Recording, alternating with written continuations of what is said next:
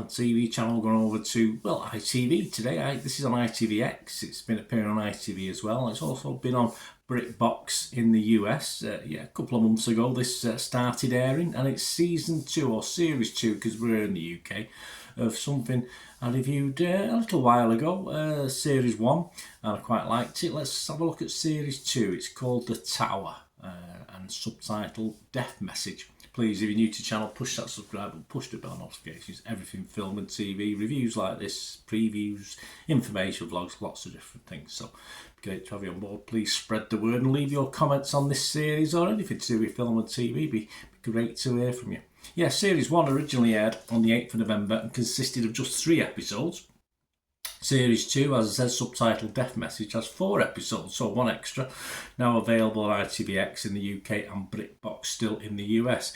It is a British police procedural television series based on Kate London's Metropolitan Trilogy book series. The main cast do come back for this to reprise their roles. We've got some new faces, but the main cast with Gemma Whelan as Sarah Collins, Emmett J. Scanlon as Kieran Shaw, Tahira Sharif as Lizzie Adama, and Jimmy Akingbola as Steve Bradshaw. And then you've got a few familiar faces and some new ones as well. And this episode, Sarah Collins is now on homicide command and tasked with investigating a cold case of a missing schoolgirl who vanished 26 years ago. What people thinking? Well, the public like it. Rotten Tomatoes audience like it, 90%. Of course, on Internet Movie Database, it's just called The Tower, so it's both series, and it's still up there at 6.8 out of 10. But I can't distinguish series 2 from series 1, so we can't say too much about that. The critics, though, they've looked at this series 2, and they're 100% positive on it. Only 5 or 6 reviewers, though, so not a vast amount. This is a positive, although it does sound a little bit negative. Michael Hogan from the Daily Telegraph, he said, "The tower is stripped across the week and might yet catch a light. This opener has fixed its mumbly dialogue problem," obviously I think it's based on the first episode, "but plodded along with all the urgency of a donut-scoffing copper who's counting the days until retirement." But he gave it a fresh score, so despite the criticism. Ben Dowell from the Times here in the UK said, "Some of the ingredients might feel a bit shop-worn, but they have an unerring knack of going to good and interesting places." Randy Myers from San Jose Mercury News, so for a US slant on this one.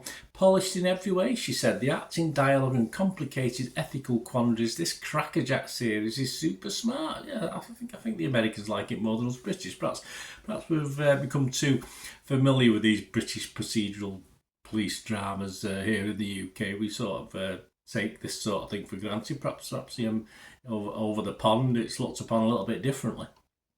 Joel Keller from the Decider website said, "What makes this season interesting is that despite the fact that the cases at Collins Works don't seem like standard grade police procedural mysteries, the layer of the two cops' recent past and interaction will colour everything they do." Yes, and that brings me to me. I will comment on that. As a UK police procedural, this is standard stuff, but does not outstay its welcome despite the extra episode. And this season, I think, as the critics have seized upon there on what I've just read out to you from Rotten Tomatoes, there's nothing new, but it's all so very well put together. That's what makes it very watchable.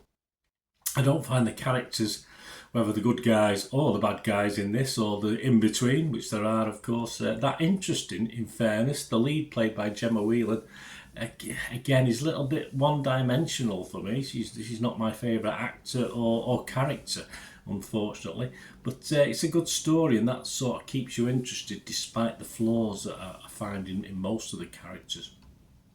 The old case, of course, the cold case, rubbing up alongside new ones, or a new one in the main, work well. They sort of link in with each other perfectly, and it's well put together and well set out by the writers, etc., and the director. And it does very, very well. As I said, for what should be just standard stuff, it sort of elevates it a little bit more. Series 1, I did score this 7 out of 10, Series 1, back, 18 months ago, something like that, just almost 2 years ago.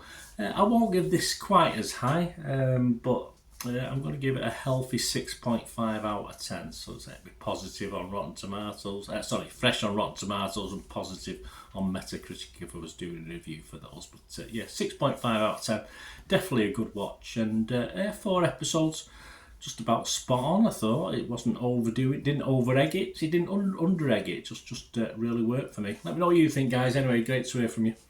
Hope you enjoyed this, and hopefully come back for more reviews very, very soon. Thanks for watching, guys. Till we meet again. That's one thing, don't want. Please stay safe, everyone. Bye for now.